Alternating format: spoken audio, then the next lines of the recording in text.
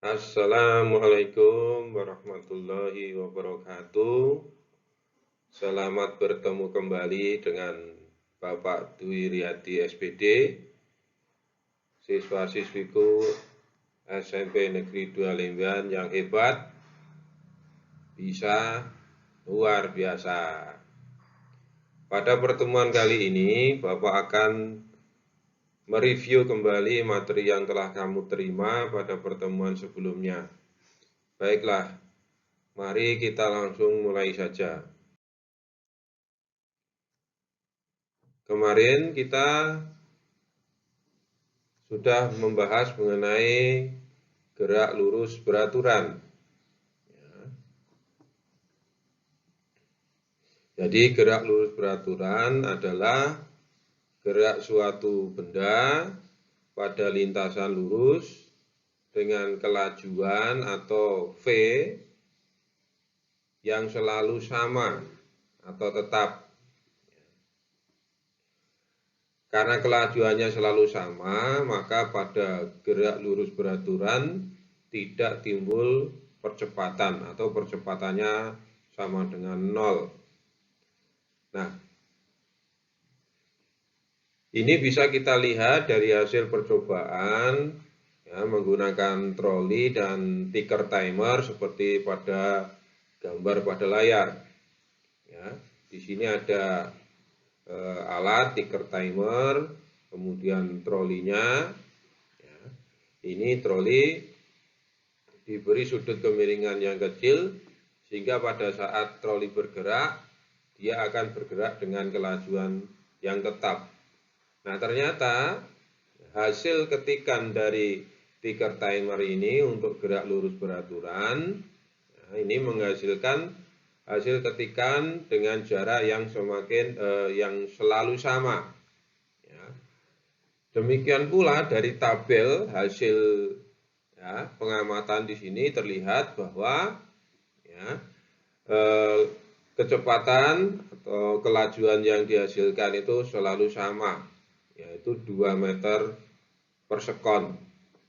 Ya. Nah, kalau kita buat grafiknya, grafik untuk gerak lurus beraturan itu seperti ini. Ya, grafiknya membentuk garis lurus mendatar. Ini menunjukkan bahwa ya, kelajuannya itu selalu sama. Gerak lurus beraturan dalam keseharian bisa kita temui, ya, misalnya gerak sebuah mobil di jalan yang lurus dengan speedometernya atau alat ukur kelajuannya menunjukkan angka yang selalu sama.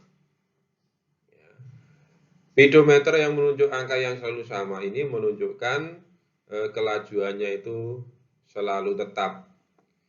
Bisa juga kita contohkan yaitu gerak kereta api di lintasan rel yang lurus dengan kecepatan yang tetap.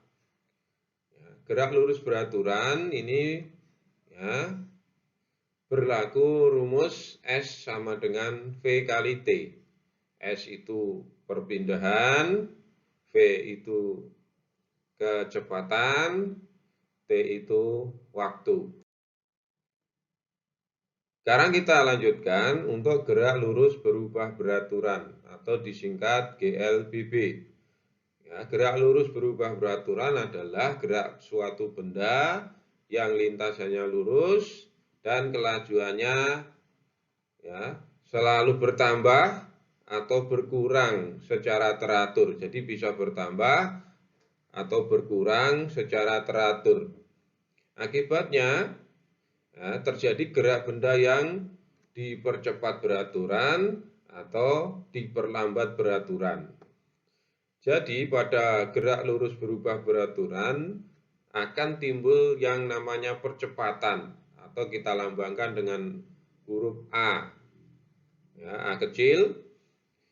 Jadi percepatan itu adalah penambahan atau pengurangan kecepatan. Gerak lurus beraturan dipercepat atau kita singkat GLBB dipercepat. Ya. Jadi GLBB dipercepat adalah gerak suatu benda dengan lintasan lurus dengan kelajuan yang selalu bertambah secara teratur. Ya. Akibatnya ya, terjadi gerak benda yang dipercepat beraturan. Jadi pada GLBB dipercepat timbul percepatan, yaitu penambahan kecepatan.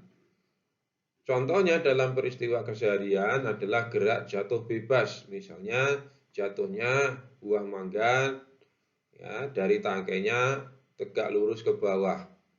Bisa juga gerak suatu benda, misalnya kelereng, yang menuruni bidang miring yang licin.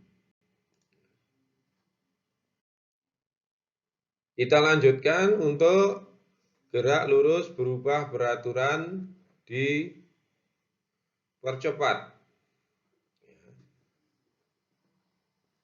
Kalau kita lihat dari percobaan menggunakan troli dan tiker timer, ya, kita bisa lihat seperti gambar yang ada di layar, ternyata akan menghasilkan hasil ketikan dengan jarak yang selalu bertambah. Hal ini menunjukkan bahwa pada GLBB dipercepat terjadi penambahan kelajuan secara teratur. Sehingga kalau kita buat grafiknya, untuk grafik gerak lurus berubah beraturan dipercepat, grafiknya seperti ini. Ya.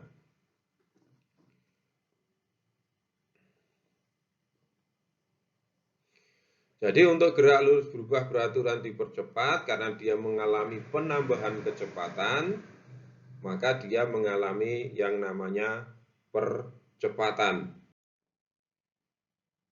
Sekarang kita lanjut untuk gerak lurus berubah beraturan atau GLBB diperlambat. Sama dengan GLBB dipercepat, GLBB diperlambat adalah gerak suatu benda dengan lintasan lurus dengan kelajuan yang selalu berkurang secara teratur. Ya. Akibatnya pada benda terjadi gerak yang diperlambat beraturan.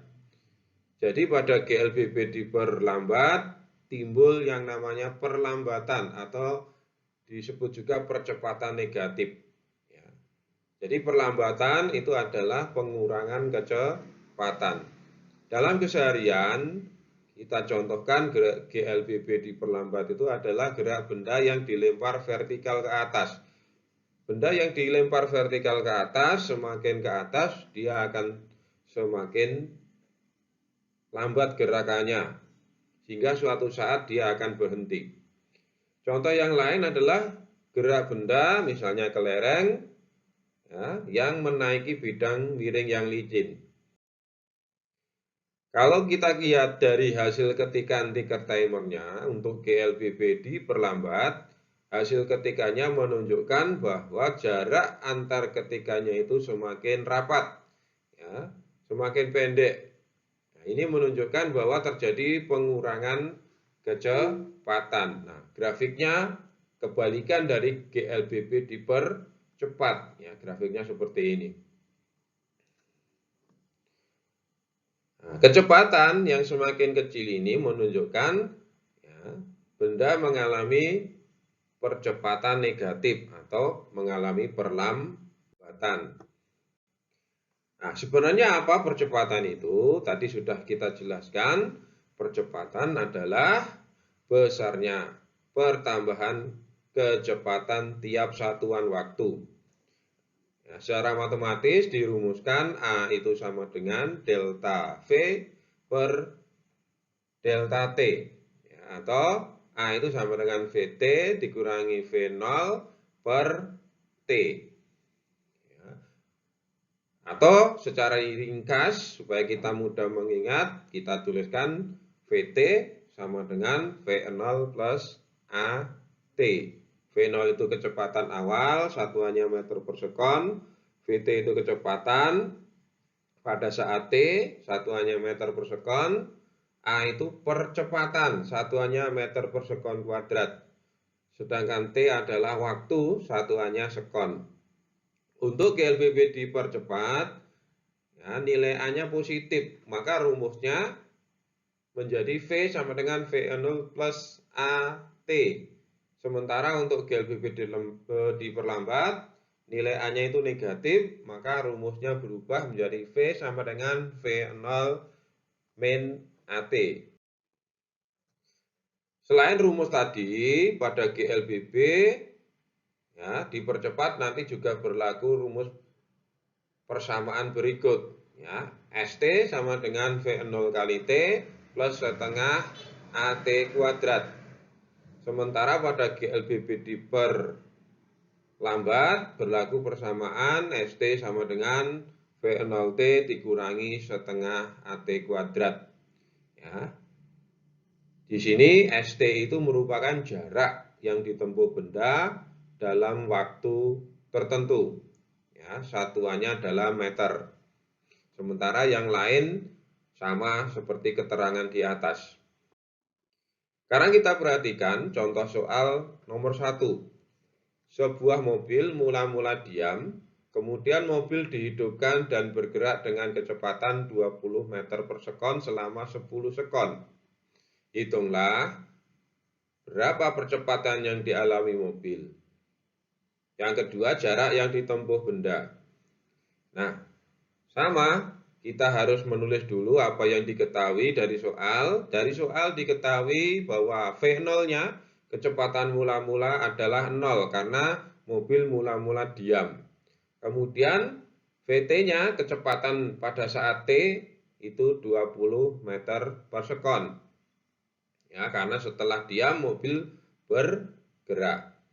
Waktunya adalah 10 sekon. T-nya 10 sekon. Ditanyakan berapa percepatan atau A, berapa jarak yang ditempuh atau S. Jawab. Benda mengalami percepatan, berarti benda melakukan gerak lurus berubah beraturan dipercepat. Sehingga kita pakai rumus yang ini, VT sama dengan V0 plus AT. Jadi ini plus. Nah, kita masukkan VT-nya 20, V0-nya 0, A-nya kita cari, T-nya 10. Sehingga kita peroleh 20 sama dengan A dikalikan 10. Ya. Nah, sehingga kita peroleh A, ini 10-nya kita pindah ke ruas sebelah kiri menjadi pembagi, sehingga kita peroleh A sama dengan 20 dibagi 10. Sehingga kita peroleh A sama dengan 2. 20 dibagi 10 hasilnya 2. Sehingga percepatan yang dialami oleh mobil tadi besarnya adalah 2 meter per sekon kuadrat. Sekarang kita mencari berapa jarak yang ditempuh oleh mobil tadi. Kita gunakan rumus ST sama dengan V0T ditambah setengah AT kuadrat.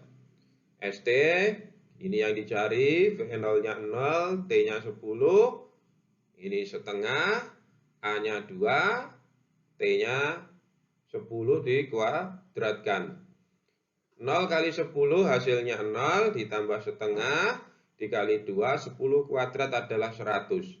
Sehingga ST-nya sama dengan setengah dikalikan 200. 2 kali 100 hasilnya 200. Sehingga kita peroleh ST sama dengan setengah dikali 200. Setengahnya 200 adalah 100. Sehingga jarak yang ditempuh mobil adalah 100 meter. Soal kedua. Sebuah mobil mula-mula bergerak dengan kecepatan tetap, yaitu 25 meter per sekon. Mobil mengalami perlambatan tetap dan mobil berhenti 10 sekon kemudian.